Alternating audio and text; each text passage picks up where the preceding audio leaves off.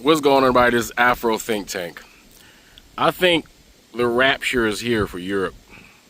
I think they're finally getting that rapture they've been looking for, because they got all kind of new age plagues happening over. I think nature is telling them something.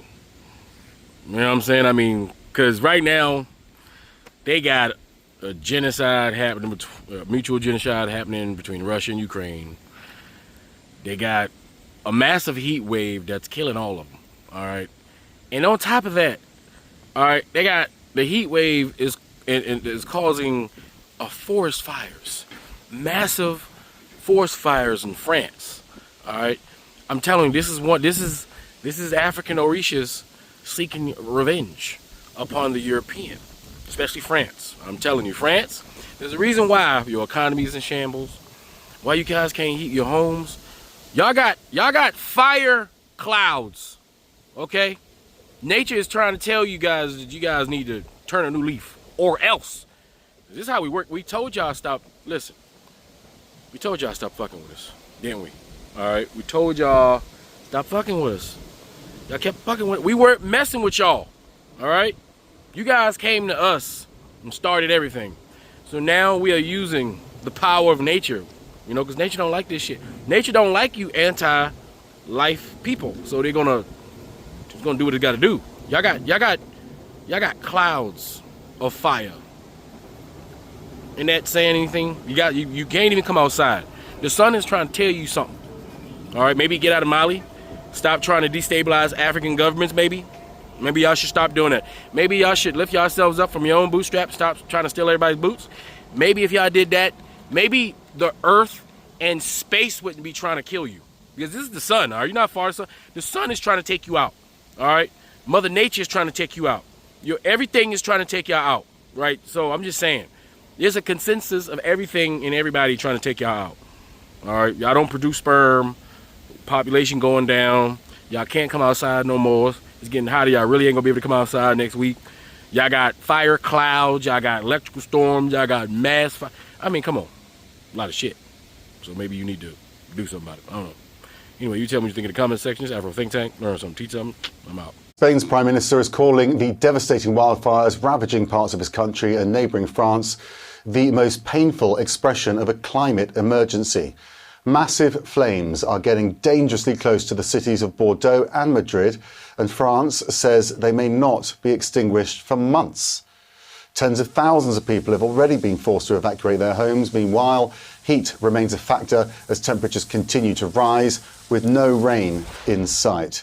Derek Van Dam joins us from the CNN Weather Centre. We are having this extraordinary year of heat, aren't we, in Europe? But I guess the wind's just as important at this point.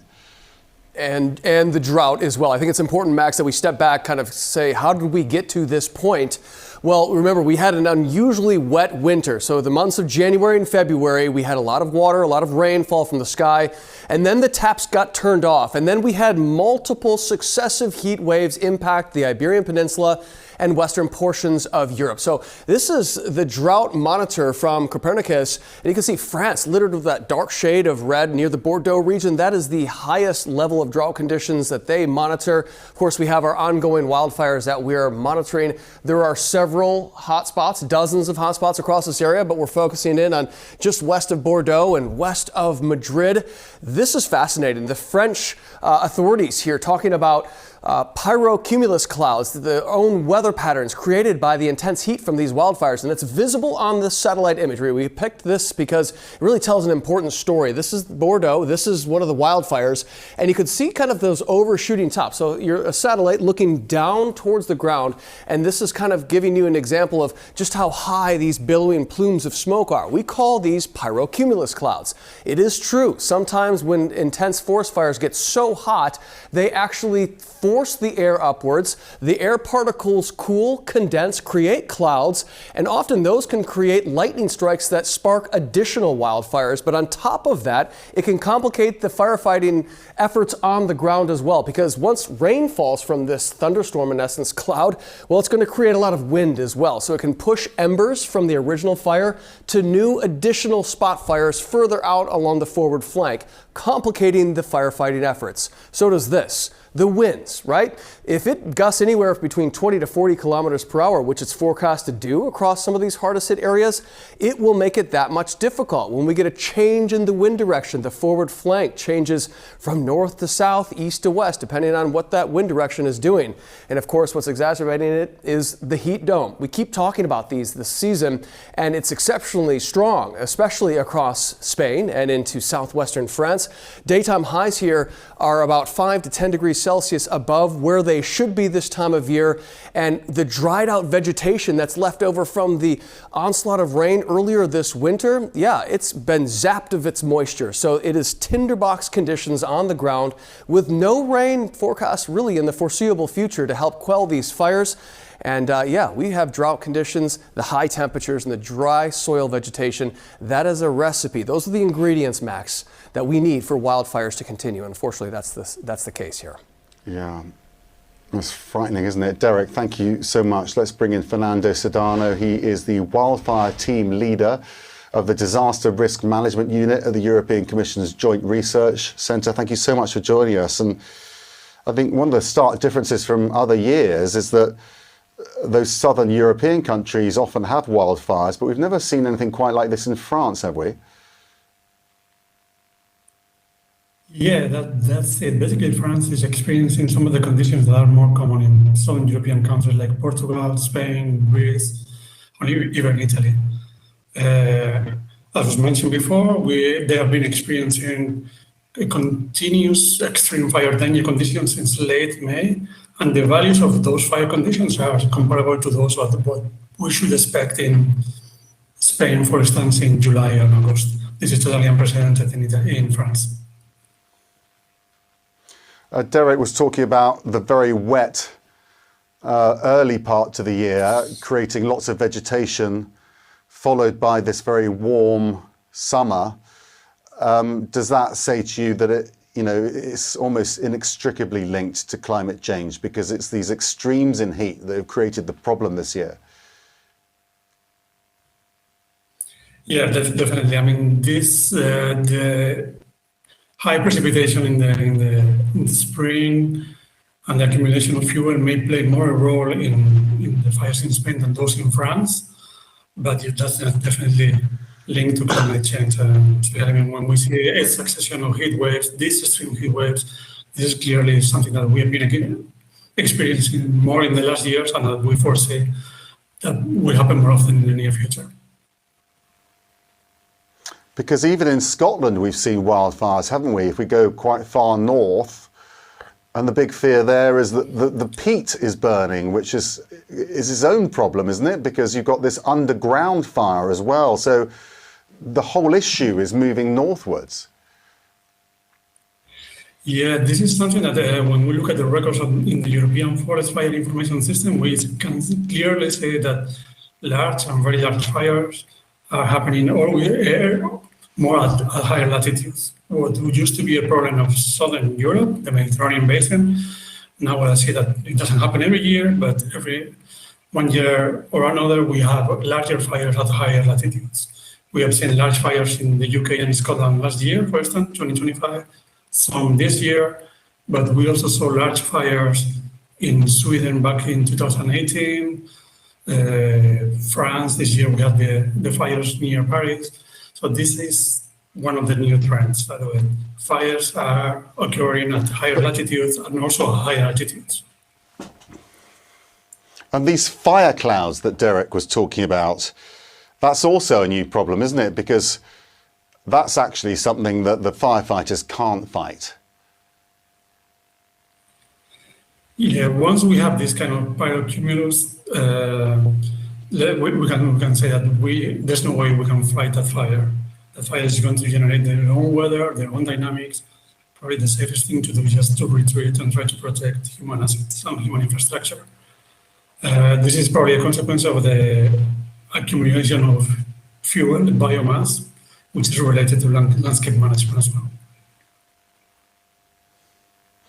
well. Countries will tell you that, it's very expensive to prepare for these. If you were going to prepare for one of these wildfires, you would need a lot more resources.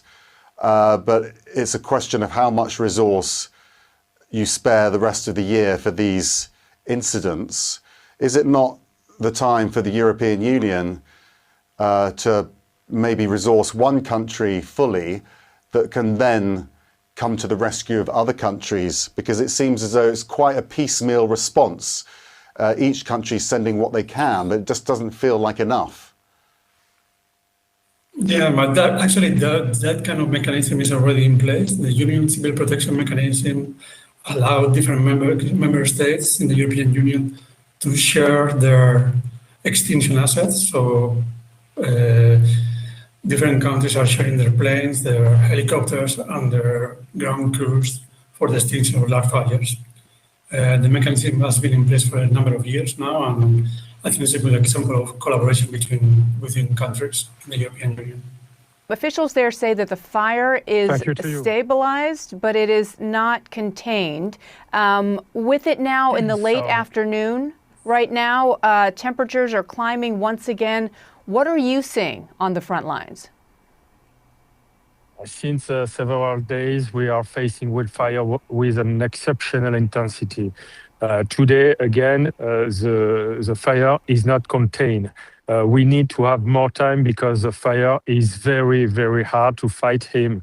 In Gironde alone, 40,000 hectares have already burned. 200,000 people have been evacuated. It's incredible. And so that's why but everybody, all the citizens are saved. So that's why the fight of the firemen is very hard.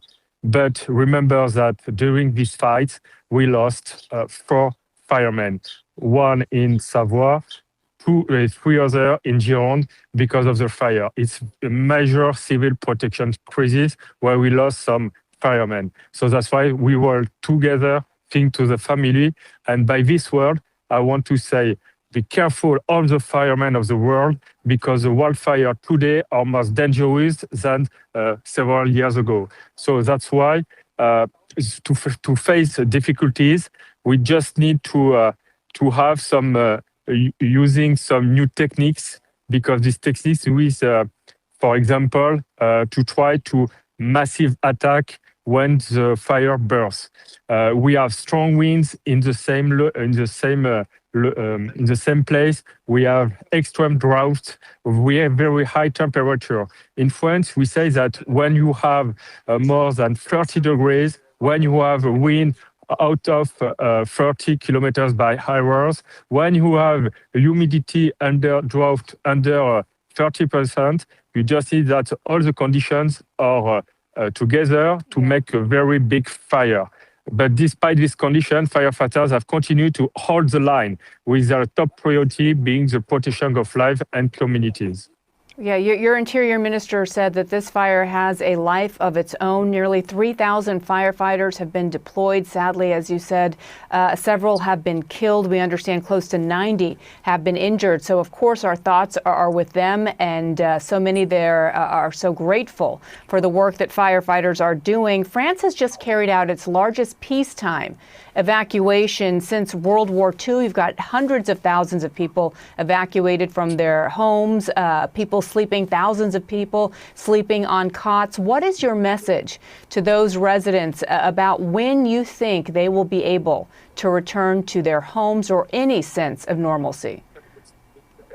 It's very important to say that people who need to wait to go back to their home. It's very important that people need to listen the conditions to go out from their house by the authorities, because it's only this solution who can make a good work for the firemen. Why? Because when you go out from home to evacuate in another city, you make the free road for engines of firemen. Why? Because in Gironde, it's very difficult to have some road very large. It's very straight, and sometimes you have only one road from the north to the south of the Gironde. So that's why we said to people, go out from your house, close your house, listen to the authorities, and go away. We are here for protect your home. So that's why we can give congratulations to all the firemen who fight the fire because they saved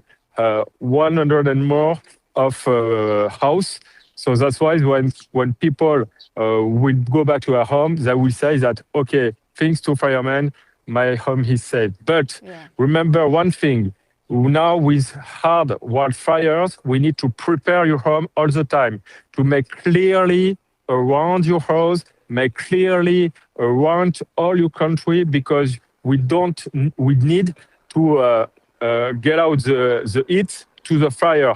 Less you have vegetables, less you have something to combustible for the fire, more you will have your chance. You are lucky to have your house saved. So that's why I say to people, if you don't want your home, don't be destroyed by the flame. You need to clearly around your home. Lieutenant Colonel Eric Riccardi, great advice.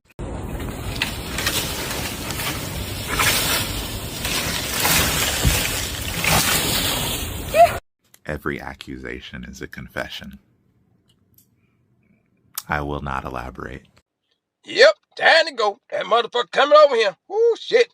Hey, Carlo, bitch, look behind you. Woo, shit, motherfucker. Free Sudan! Boycott diamonds and gold! Free Sudan! Boycott diamonds and gold! We most definitely cannot forget about the people of Sudan! Thanks for watching Afro Think Tank. Don't forget to like, share, and subscribe. And follow me on Substack and Patreon for more content. Remember, it's Pan-Africanism or nothing.